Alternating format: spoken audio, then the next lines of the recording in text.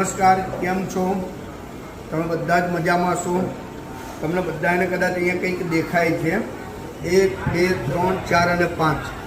આ જે 5 ડબ્બા જે છે એ 5 ડબ્બાની અંદર કોરો નાસ્તો ભરેલો છે.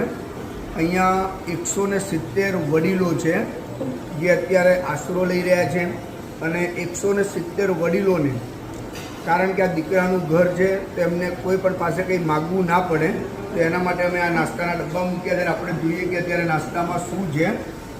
જોવા જઈએ તો આ એક ચવાણું છે જે આપણે જોઈએ. આની અંદર ગાંઠિયા બી છે, સાથે બિસ્કિટ છે, એની સાથે આ એક કુરકુરે જેવું કંઈક કહેવાય છે એ છે, અને આની અંદર જોઈએ તો સેવ મમરા અને પાપડ છે.